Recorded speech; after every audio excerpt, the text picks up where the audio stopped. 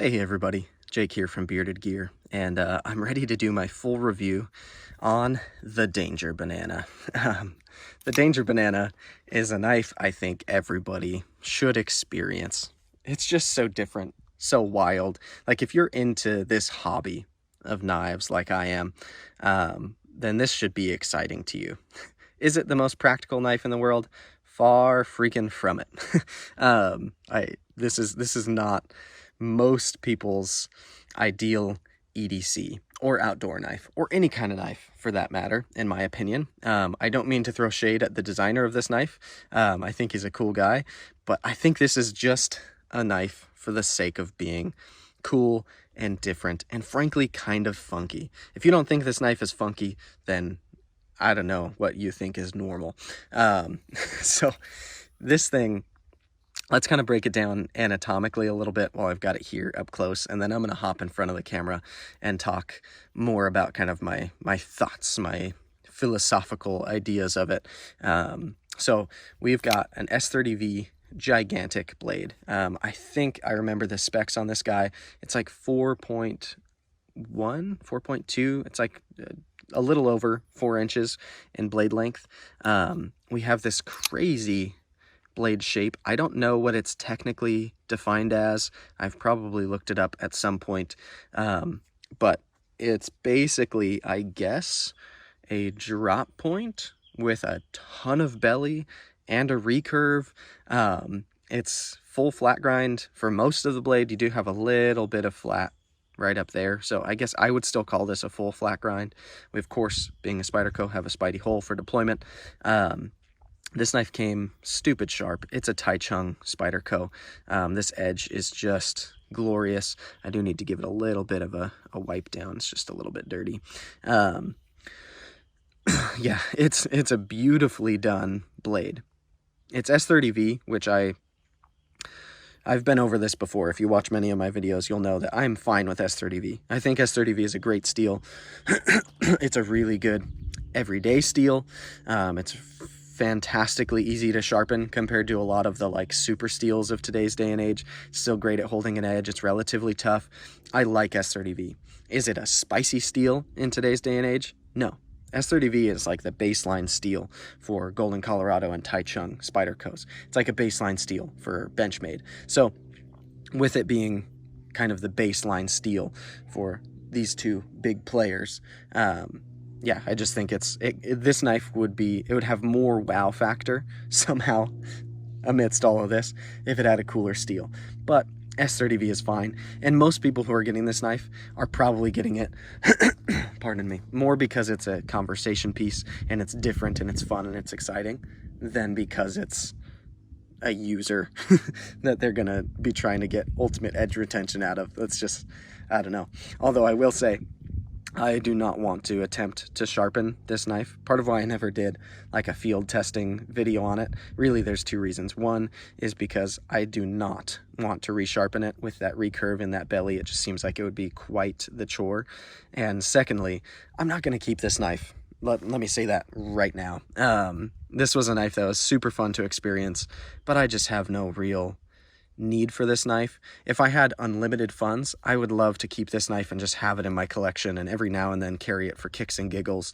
But but with my collection habits, in order to fund more knives moving forward, I have to just trim the fat out of my collection constantly, and the things that don't make it into pocket reasonably often, unless they've got some crazy sentimental value, just aren't knives that I ultimately keep. So this knife, as fantastic as it is going to be going in pretty short order. That being said, it is nothing against the knife.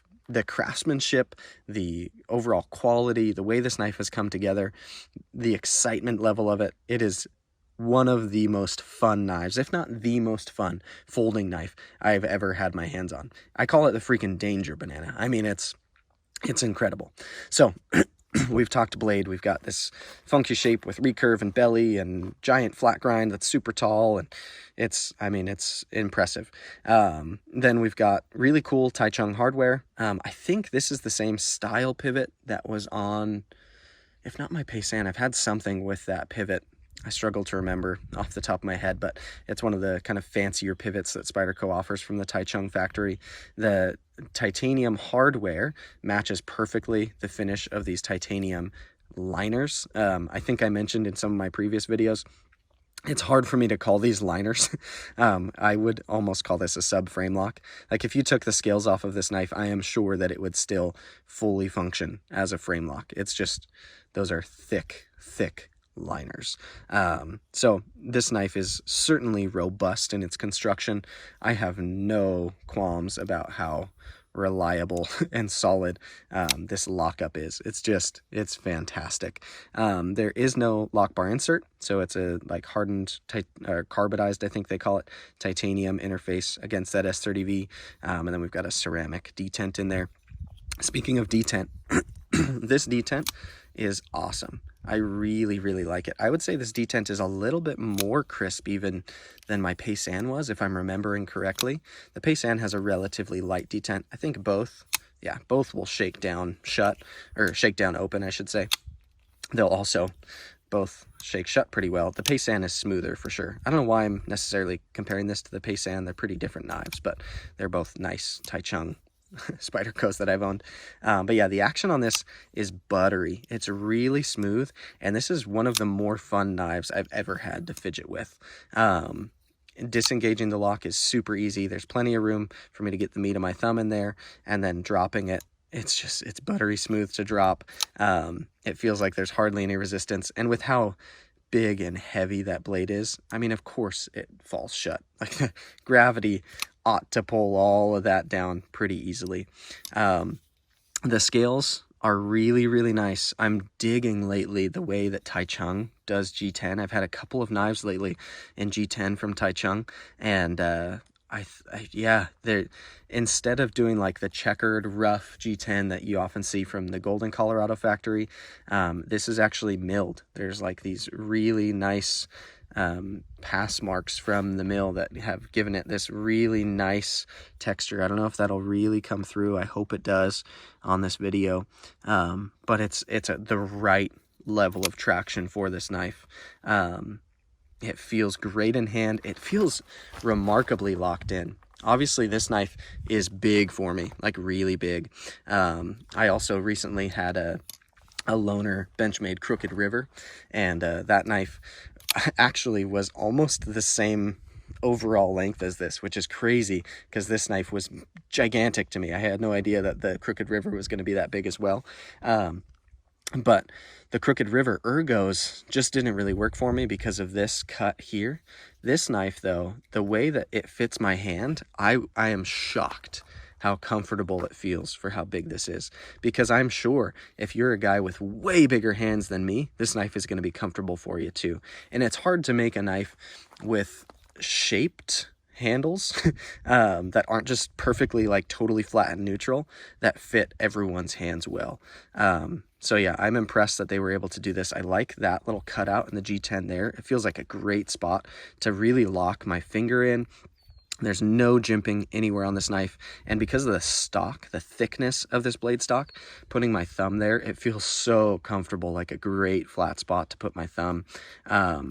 This knife, if you really wanted to use it, I'm sure would be a very effective cutting tool, because with this recurve here, if you're passing through material, whether it be cardboard, paper, rope, cordage, whatever it is, that's a great recurve. Is actually, in my opinion, pretty awesome in use, because it locks your material into that cutting edge right where you want it, and it like guides it through. And then with this belly, I mean, it's a very sharp, very round portion of the blade. Belly is useful as well. Belly's not my favorite part of a blade, but there are applications for it. And then you still somehow get this really strong but pointy enough tip. This is not like a stabby knife. Obviously, we've got some like flat there basically leading up to that tip. But I've found that it pierces material really well. I've put it just through some like cardboard Amazon boxes and stuff just to test it a little bit.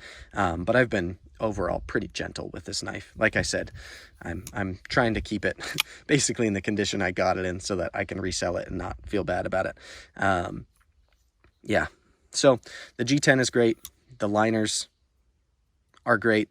The blade is definitely the wow factor, and I think, frankly, it's great. Everything about this knife is great. It's just, to me, not the most usable tool at the end of the day. And I think that's fair to say, because few people would say that this is like the ultimate EDC knife. It's just gigantic. It's really, really big. And even though it's comfortable in pocket for how big it is, it's a gigantic knife. It's more than I want to carry every day. Especially, the length is one thing, but the thickness of this knife, it is... The fattest point is right here where it sits at the top of your pocket, and it gets a little bit narrower as it comes down here. So it just feels like this giant wedge of thickness in my pocket. I've carried this in several different types of pants. The pocket clip actually functions great. It's fit in all of my pockets. I can even have my wallet next to it because it's not too thick this way. But it's just not, it's not the most usable. So I know I said I would jump in front of the camera. Let me switch angles real quick before I finish up, because I just caught myself rambling all the way to this point. So yeah, let me turn around and we'll jump right back in. All right. So yeah, I guess let me try to define this in the best way that I can.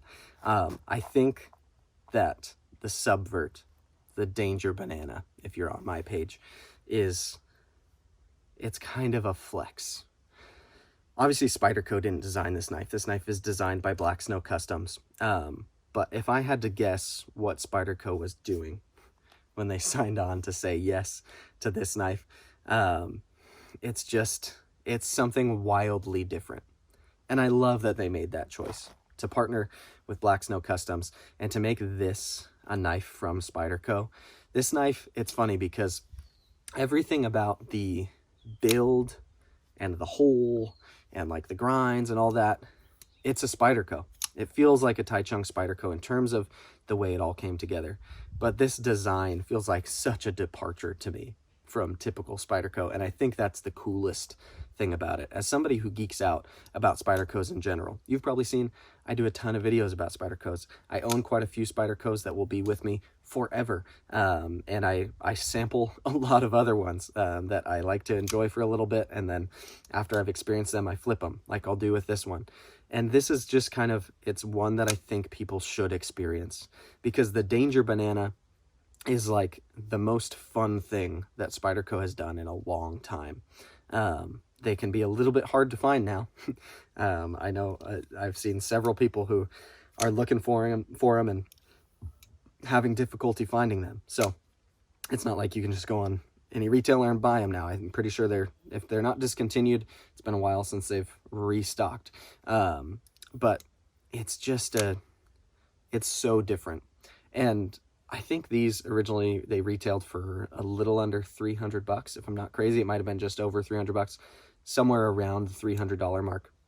And for that S30V G10, it doesn't seem like the best deal in terms of like materials for the dollar. But let me say this, the way these materials are used on this knife, first of all, I don't dislike any of these materials. I like them just fine. But the way that they've come together to like be this in its final stage, it's a really unique, well-made, and frankly perfectly executed version of this knife. I've never held a custom Black Snow Customs, I forget what he calls it. It's not the Subvert, it's I don't remember, I apologize, but I've never held the custom version of this knife from the maker. Frankly, they're all way too expensive for me, and rightfully so. I'm sure he does fantastic work. I haven't seen anybody complain about his quality or the way he builds knives.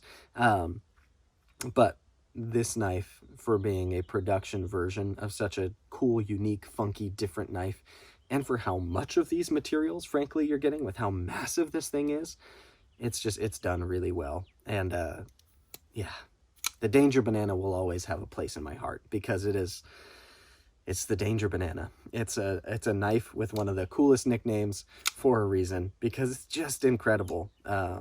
And if my excitement doesn't come through, I don't know what else to tell you. It's just so cool to me. It's well done. It fits my hand in a variety of grips.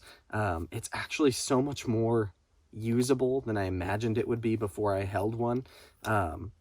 Like if you really wanted to use this knife for knife things, it would do great. Is it the knife I'm gonna choose for those types of things? No, it's too big for me. And there's things about it that disqualify it from like regular EDC or outdoor type of knife tasks for me. But that being said, there is nothing wrong with it.